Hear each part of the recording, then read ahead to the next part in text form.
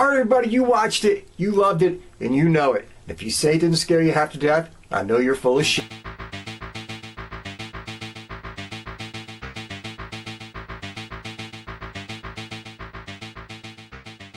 Okay everybody, today we're going back to 1979 to take a look at the true story of George and Kathy Lutz in the Amityville Horror. But before we go any further, once and again, and as always, to the trailer. It's the kind of house they don't build anymore. A relic of a time when the world wasn't in such a hurry, when there was still time for a little charm and elegance.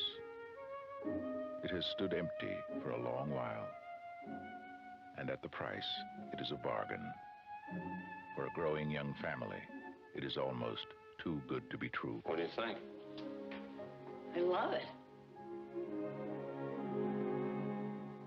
James Brolin, Margot Kidder, Rod Steiger, in the Amityville Horror.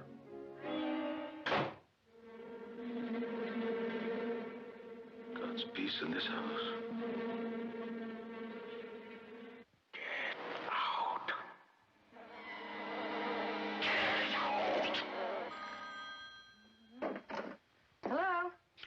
Kathy? Father Delaney, there's something very important.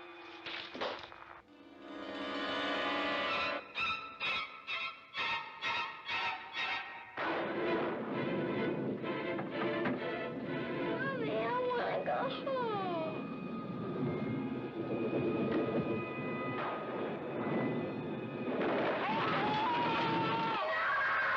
What do you want from us? What's all going on? We have to do something.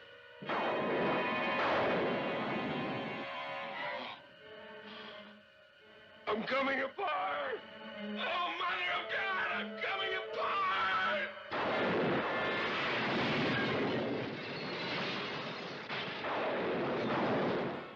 28 days after the Lutz family moved into their dream house, they were running for their lives. What happened to them is an experience in terror you will never forget, and you will believe in the Amityville Horror. From the best-selling book that made millions believe in the unbelievable, the Amityville Horror.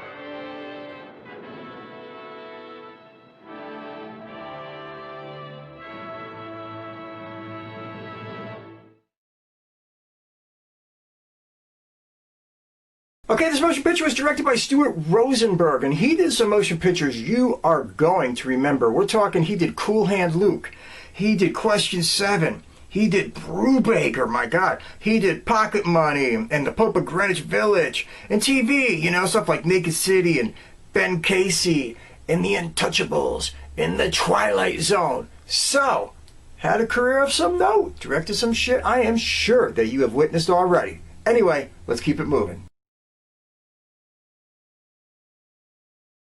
Alright, playing George Lutz is somebody that has been on this channel several times already. We are talking about James Brolin. Let's go. He's been in stuff like Traffic, and Westworld, and Capricorn 1, and 2 movies that I already reviewed that you know I love, like The Car, and Night of the Juggler, and he was also in Skyjacked, and he was on TV too, and Marcus Welby, and The Virginian, and of course his big role was Hotel, where he was a star of that for years. And now, you know, lately he's been popping up in like Sci-Fi Channel movies, Hallmark movies, and he's basically known for being the husband of Barbra Streisand, which has got to be more fucking terrifying than anything he goes through in this movie, I gotta tell you that. Okay, playing Kathy Lutz, Margot Kidder. We all remember Margot Kidder, but we'll get to that. She was in stuff like Sisters and Black Christmas, come on, and The Great Waldo Pepper, and Some Kind of Hero, 92 in the Shade. She was in Trenchcoat, and tons and tons and tons and tons and tons of TV work. But more importantly, she will always be, forever and ever, our little Lois Lane. It's just the way it's going to be, folks. Superman 1, Superman 2. That's enough for me. That's enough for you. We're talking Lois Lane then. We're talking Lois Lane now. We're talking Lois Lane forever. Playing Father Frank Delaney. Rod Steiger, everybody. We're talking legendary career. Let's go over it again. We're talking about he was in stuff like On the Waterfront, In the Heat of the Night, and Dr. Zhivago, in The Illustrated Man, and The Pawn, Broker, and Lucky Luciano, and Fist, in Lion of the Desert, and I just talked about not too long ago in the Days. So, Rod Steiger, legendary actor, just the way it goes, just the way it is. Let's keep this puppy going. Playing Father Bolen was Don Stroud. Face you're going to remember, folks. He popped up a lot back in the day. We're talking about he was in stuff like Coogan's Bluff and The Ballad of Josie and The Buddy Holly Story and Joe Kidd and License to Kill and every TV show from the Virginian to Marcus Welby, fucking Baywatch even. So, big career, long career, round for a long time. Anyway, let's keep going. Okay, playing Carolyn, Helen Shaver. How you like that one? Hey, she was in some shit. We're talking about she was in stuff like Gas and The Osterman Weekend. You remember that one? And Desert Hearts. Woohoo! That was, yeah, we'll get into that. And Tremors 2 and The Color of Money and tons of TV shows. You know, Hill Street Blues, shit like that. So, around, it was in a lot of stuff. Check out Desert Hearts. Whew. Let's keep going. Playing Jeff was Michael Sachs. Now, he had a very small career. Popped up in a few things. I mean, he was at stuff like Slaughterhouse-5 and the Sugarland Express, which was wicked, and, you know, The House of God. But he really just took off out of the industry and left, and apparently he was really good with electronics. He went to work at IBM and all kinds of other shit. So, hey, man, fuck it. You know what I mean? You can make more money there, then you can make it in Hollywood. Go for it, son. Go for it. Okay, playing Sergeant Gionfriddo was Val Avery. Let's get to it. He was in stuff like The Magnificent Seven, Let's Do It Again, Papillon, Black Caesar, Heroes, The Wanderers, Brubaker, Easy Money, Sharky's Machine, The Pope of Greenwich Village, Cobra. So, man, he popped up everywhere. He was in a lot of shit back in the day. God bless his little heart. We've seen him all over the place. And there's also a group of other people in this motion picture, all faces you know, all faces you're probably going to recognize, and all names that should be embedded into your skull. I mean, we're talking about Murray Hamilton was in this thing. We're talking about Irene Dailey and John Larch, for God's sakes, and Eddie Barth, who was always popping up way back on TV and fucking like on Barney Miller and shit, and Elsa Raven, and just so many of the faces from back in the day popped up in this thing at one point. Even if the roles were small, they were in it to win it. Okay, everybody, you know what time it is. Time for the story. Now, I'm going to do it fast and by the numbers. We're going to do this in 90 seconds or less, or at least I'm going to try, so we can get to the fun part, which is the summation, which is all where we want to be anyway. Anyway, let's hit it. The story is about a haunted house. You see, there was this young man, I'm not going to say his name because he was a piece of shit in real life, and why give him any fucking cred? Anyway, he goes in, he murders his entire family, takes them out in one night, sick ticket, just the way it goes. Well, a year later, here come George and Kathy Lutz, recently married. She's got 3 kids from a prior relationship. He's a land surveyor running a business. They just been married, and they're just buying this big, beautiful house on the lake at a price, well, you can't argue with. They know the history, they know the past, but they don't give a shit. They're diving in. Soon as they get in there, weird things start happening. Odd events, strange occurrences, clergy being rendered sick over and over again. Windows, the whole normal run of scares. We'll get to that later. George starts changing. He starts getting darker, more irritable, more short-tempered. He's becoming kind of the strange, distant, hurt, wounded, psychotic man that she doesn't know anymore. She's trying to hold the relationship together. She's trying to keep everything on the straight and the narrow. She's trying to keep this family in one piece.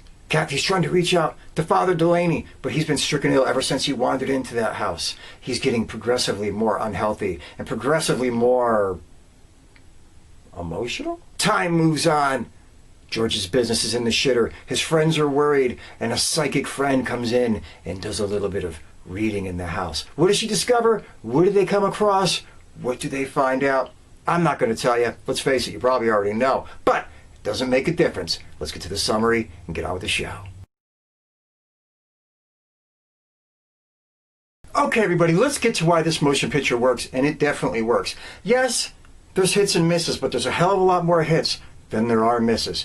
First off, this movie is perfect in pacing. You've heard me say it before, and I'm saying this shit again. This movie is about pacing, pacing, pacing. It moves along at a perfect vibe, it moves along at a perfect pace, and it moves along at a perfect crawl that never feels rushed, it never feels like it's dragging too slow. It's just right for the kind of little haunted house movie that it is. The directing in this movie is really, really spot on too. I love how everything is from a slightly askewed off angle, and every time that they see somebody or show somebody or watch somebody, it always feels like you're doing it from the point of view of somebody watching them. It's always with like a branch from a tree in front of it, or always like from behind the riser of a bench, something where you feel like something's watching them at all times, and that adds to the heightened unease of the motion picture. You also have the fact that the director sets this up in a world that is 110% relatable. It's real. When you see them go to the store, when you see them go to the library, when you see them go to the bar, it looks like a million libraries we were all in. It looks like a million bars that we all seen. It looks like a million neighborhoods we all drove through or lived in. So there was nothing sensationalized or weird or odd about any of the surroundings except for what took place in the house. And that's always the first cardinal rule, folks. Make everybody feel normal in the real world, so when you're introduced the non-real, it's A, creepier, and B, more believable. And this motion picture nails that shit precisely. Also, this motion picture comes from the world of less is more. This is not a gory motion picture, folks, by any stretch of the imagination. This would be like a TV flick today or something. There was almost nothing in it with excessive violence, except for the murders in the beginning of the motion picture. You know, I mean, you see him dust kids and everything. That's a little bit rough.